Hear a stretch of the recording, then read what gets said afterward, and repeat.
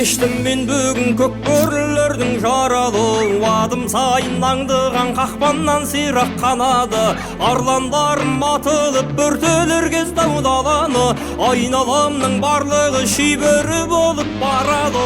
Ерсіздіктің күшігі қойдай боп жөннен қырқылды, бөрі басар дегендер сырғалы болып құртылды.